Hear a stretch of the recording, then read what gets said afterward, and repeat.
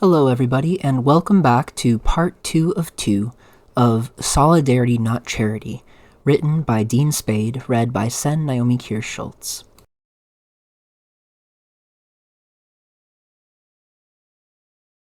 Mutual aid projects face the challenge of avoiding the charity model. A member of North Valley Mutual Aid, a group working to support people displaced by the Camp Fire in Northern California, described how narratives of deservingness drove the attacks on the tent city that emerged in a Walmart parking lot after the fire. In the days following the fire, as displaced people with more resources began to leave the tent city, city officials and media portrayed the people still living there as not displaced fire survivors, but ordinary homeless and itinerant people who did not deserve to remain. The eligibility processes of the Federal Emergency Management Agency, FEMA, exclude people who cannot confirm an address before the disaster, such as homeless people or people living in poor communities where individual dwellings are not given an individual mailing address. The distinction between deserving and undeserving disaster survivors rests on the idea that suddenly displaced renters and homeowners are sympathetic victims, while people who are already displaced by the ordinary disasters of capitalism are blameworthy. Mutual aid project participants replicate moralizing eligibility frameworks inside mutual aid projects when they require sobriety, exclude people with certain types of convictions, or stigmatize and exclude people with psychiatric disabilities for not fitting behavioral norms. Merle Beam traces the tension that emerged in an organization founded to support queer and trans youth and to operate by and for youth, as the organization formalized, diverging from its initial mission and commitments to youth governance. The organization began to participate with the local police to check warrants for youth. This example of departure from mutual aid principles and toward the implementation of eligibility requirements that enforce deservingness highlights the relationship between governance practices and the slide towards punitive charity models. A MADR participant tells a related story. Quote, "After Hurricane Irma, a local sheriff announced that, if you go to a shelter for Irma and you have a warrant, we'll gladly escort you to the safe and secure shelter called the Polk County Jail." This essentially weaponizes aid against the most vulnerable and puts numerous lives in danger. There is always a shocking number of guns that show up after a disaster. A dehydrated child without access to electricity or air conditioning in the blazing Florida or Texas or Puerto Rico sun needs somebody carrying Pedialyte, not an M16. Both the military or police and the nonprofit industrial complex often serve to re-establish the inequitable dominant social order, rather than leverage their resources to assist disaster survivors in leading their own recovery." Unquote. Mutual aid projects must also be wary of saviorism, self-congratulation, and paternalism. Populations facing crisis are cast as in need of saving, and their saviors are encouraged to use their presumed superiority to make over these people and places, replacing old, dysfunctional ways of being with smarter, more profitable, more moral ways of being. Politicians, non-profiteers, and businesses conspire to remake these places, implementing devastating, quote, "innovations," unquote, that eliminate public housing, permanently displace residents, privatize schools, and destroy public health infrastructure. Mutual aid projects and their individual participants must actively resist savior narratives and find ways to support participants to build shared analysis about the harms of saviorism and the necessity of self-determination for people in crisis. Mutual aid also faces the challenge of neoliberal co-optation. Neoliberalism combines attacks on public infrastructure and public services, endorsing privatization and volunteerism. As public services are cut, neoliberals push for social safety nets to be replaced by family and church, assuming that those who fail to belong to such structures deserve abandonment. Philanthropy and privatization are expected to replace public welfare, and public-private partnerships are celebrated as part of a fiction that everything should be, quote, "run like a business," unquote. The cultural narrative about social justice entrepreneurship suggests that people who want change should not fight for justice, but should invent new ways of managing poor people and social problems. This raises the question, how do mutual aid projects remain threatening and oppositional to the status quo and cultivate resistance rather than becoming complementary to abandonment and privatization? In the wake of Hurricane Harvey, corporate media news stories on volunteer boats for rescues followed this pattern, neither criticizing government relief failure nor interrogating the causes of worsening hurricanes and whom they must endanger. Stories of individual heroes obscured the social and political conditions producing the crisis.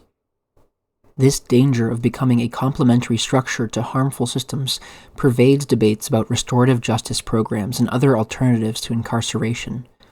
These kinds of programs, including drug treatment programs, programs that divert some arrestees from the criminal system to social service programs, and restorative justice programs where people who have done harm go through a mediated process with those they have harmed, all have the potential to be disruptive mutual aid programs, or to be non-disruptive adjuncts and/or expansions of carceral control. Most such programs emerge from communities impacted by racist systems of criminalization, but many formalize and transition to become funded and shaped by police and courts. Minnesota's restorative justice program, one of the earliest examples of a state incorporating a restorative justice approach statewide, has become another site where the same populations already targeted for arrest are processed through a system. Its emergence did not change who is criminalized or disrupt the way policing and criminalization operate. It only added to the existing system and provided legitimacy through the cover of innovation. In Seattle, throughout a 7-year fight to stop the building of a new youth jail, public officials have relentlessly used the small, minimally publicly funded diversion programs operated primarily by people of color as cover, to suggest that the county has already addressed concerns about youth incarceration, and that the jail construction is actually in line with a county's commitment to, quote, zero youth detention, unquote. The co-optation of grassroots projects aimed at supporting criminalized youth to rationalize further investment in caging youth exposes the real dangers facing mutual aid projects. Mutual aid projects may appear to overlap with neoliberalism in that their participants critique certain social service models and believe in voluntary participation in care and crisis work. But the critiques of public safety nets made by mutual aid project participants are not the same as those of neoliberals. Mutual aid projects emerge because public services are exclusive, insufficient, or exacerbate state violence. Neoliberals take aim at public services in order to further concentrate wealth, and in doing so exacerbate material inequality and violence.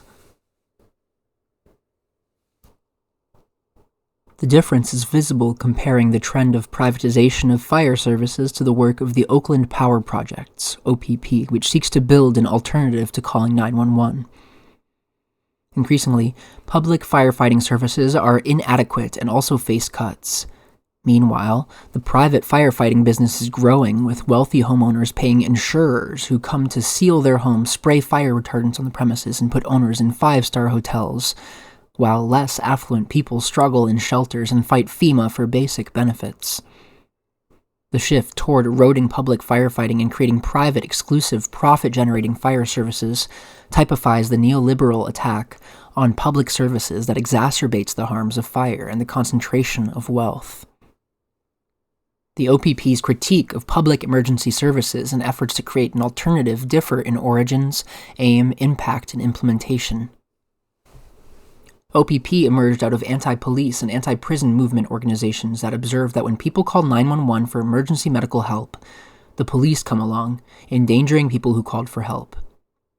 In response, the OPP is working to train people in communities impacted by police violence to provide emergency medical care for treating conditions such as gunshot wounds, chronic health problems like diabetes, and mental health crises.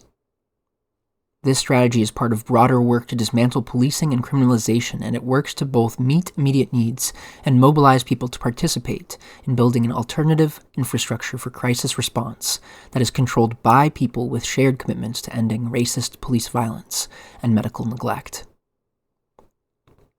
Feminist and anti-racist movements building mutual aid projects have disseminated insights gleaned from this work about how co-optation of mutual aid projects happens and what practices might help resist it. in the written resources produced by mutual aid project participants, as well as at gatherings where activists share their work, discussion of the necessity of maintaining community control of mutual aid projects and the dangers of accepting funding that limits activities or eligibility, and of collaborating with law enforcement are prevalent. Feminist scholars and activists have traced how the anti-domestic violence movement shifted from centering mutual aid projects, such as community, volunteer-run shelters, and defense campaigns for criminalized survivors, to formalizing and taking government money that required collaboration with police, and that increased criminal penalties and made arrests mandatory on domestic violence calls. These shifts increased the criminalization of communities of color, made the services less accessible to the most vulnerable survivors of violence, and provided good public relations for police, prosecutors, and courts as protectors of women. This history and others like it highlight the necessity for mutual aid projects to cultivate autonomy from elite institutions and government and accountability to the populations made most vulnerable by the existing systems. Mutual aid projects also work to maintain community control by structuring decision-making to avoid concentration and hierarchy. Co-optation of projects and organizations often happens through co-optation of individual people, often charismatic leaders or founders of projects who get bought off by elites through access to increased funding, influence, job security, or other forms of status.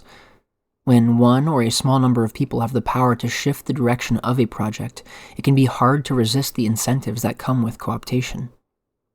Often, charismatic leaders are people who are not the most vulnerable inside the participant group, because being regarded as charismatic, persuasive, important, or authoritative relates to hierarchies of valuation and devaluation that also determine vulnerability. As a result, a single individual or small group running a project may not be the same people who would have the most to lose if the project veers toward elite interests. It is those most vulnerable within the participants who are most likely to have objections to the shifts that come with co-optation, such as new eligibility requirements that cut out stigmatized groups. To return to the example of the Queer Youth Center described earlier, the adults who had the power to make decisions about accepting additional funding and agreeing to run warrants on youth were people who would personally gain, with job security and leadership status, from those decisions. While the youth, who would no longer be able to use the space without facing arrest, were excluded from the decision-making processes that led to the changes.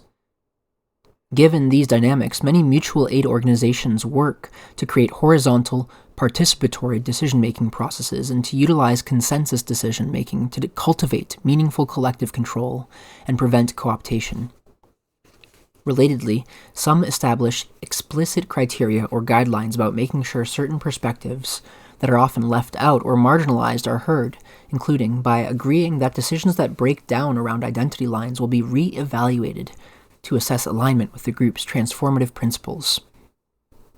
Some groups establish quotas about members of decision-making bodies within the group, ensuring that groups particularly likely to be left out are well represented in those bodies. Consensus decision-making, in addition to avoiding the problem of having majorities vote down minorities and silence vulnerable groups, establishes an ethic of desiring others' participation.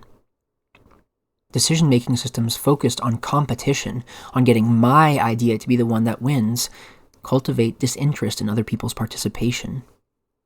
Consensus decision-making requires participants to bring forward proposals to be discussed and modified until everyone is sufficiently satisfied that no one will block the proposal.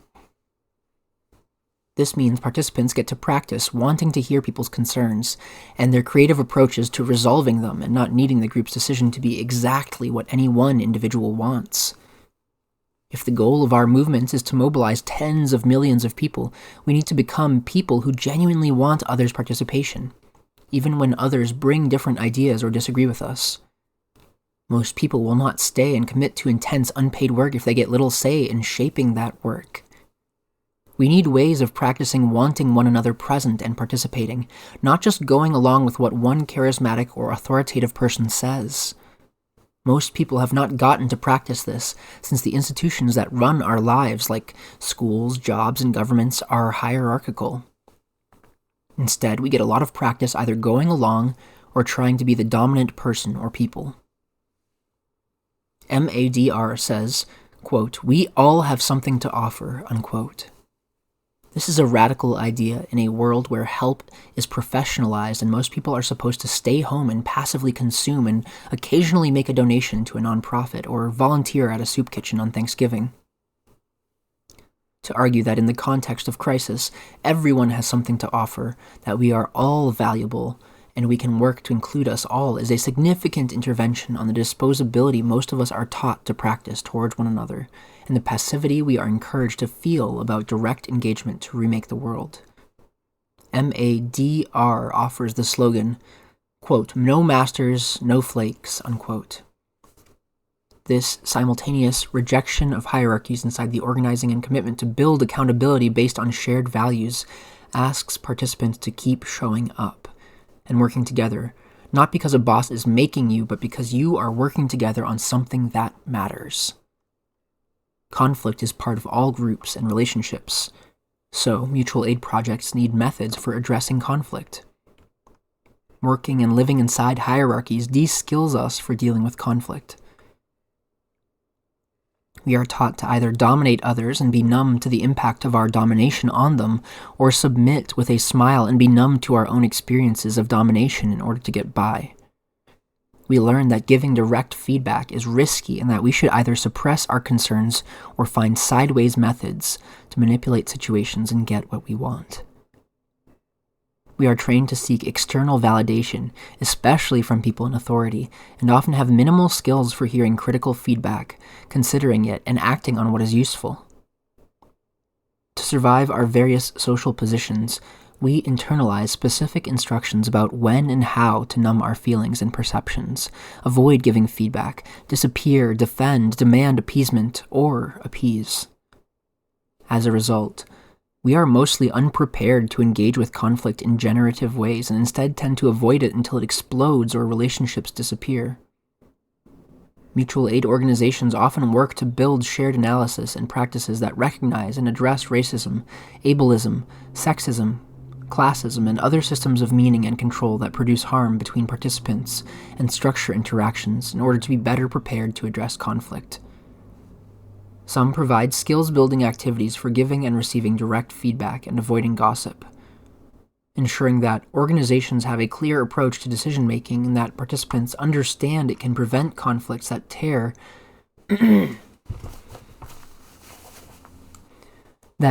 projects apart. Creating transparency, especially about money, can prevent destructive conflict.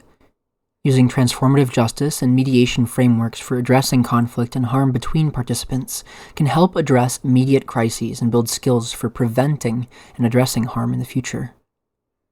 Work to address conflict and harm within organizations and projects, like mutual aid work in general, builds infrastructure and capacity for collective self-governance and survival. Transition to collective care. The most visible mutual aid work in contemporary movements for justice is happening on the front lines of storms, floods, and fires. In those locations, people experience failures of dominant infrastructure and the power of helping and sharing with one another. These disasters are, of course, anything but natural. The profound loss, trauma, and violence occurring at their front lines are created by the ways that access to survival is already organized to support exploitation and extraction.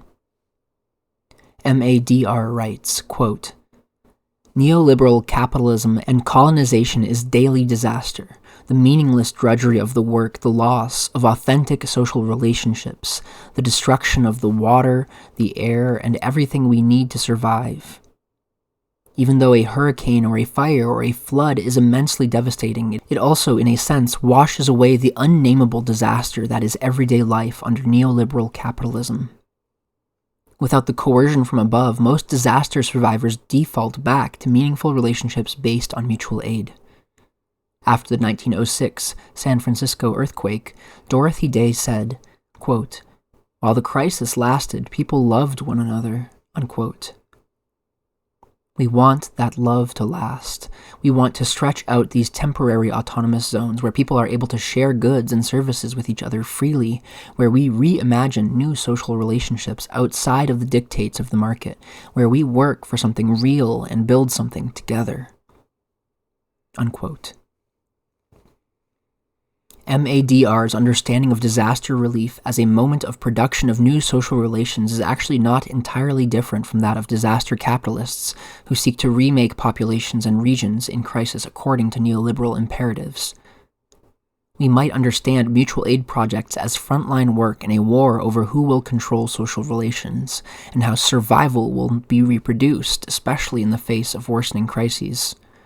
Will neoliberals come in to further privatize and extract, or will mutual aid projects based in collective self-determination and local control, and dedicated to meeting human needs, determine emergent social relations in the wake of disaster? MADR writes, quote, "Think of all the things we rely on our opposition to do for us. Our food, our water, energy, transportation, entertainment, communications, medical care, trash pickup. If the political establishment takes care of people's survival needs, they maintain power.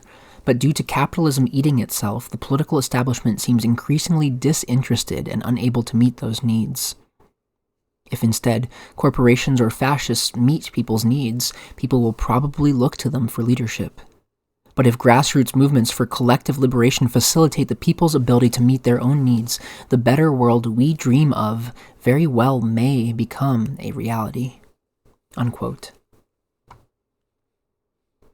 Mutual aid work is mostly invisibilized and undervalued in mainstream and left narratives about social movement resistance, despite its significance as a tool for opposing systems of domination. The marginalization of care work as uncompensated feminized labor, the mystification of law and policy reform, and the demobilizing liberal mythology of moving hearts and minds that keep people busy expressing themselves online all impede a focus on mutual aid. However, mutual aid projects are central to effective social movements, and as conditions worsen, mutual aid projects are becoming an even more essential strategy for supporting survival, building new infrastructure, and mobilizing large numbers of people to work and fight for a new world. It is through mutual aid projects that we can build our capacities for self-organization and self-determination. Quote, "There are enough spare rooms and empty houses for everybody who is homeless. There is enough food produced to feed anybody and everybody who is hungry. In order to face the resource depletion and other climate change realities that are just around the corner, we need to be experimenting now with alternative ways of relating to each other that are based on humanity and generosity rather than self-interest and greed.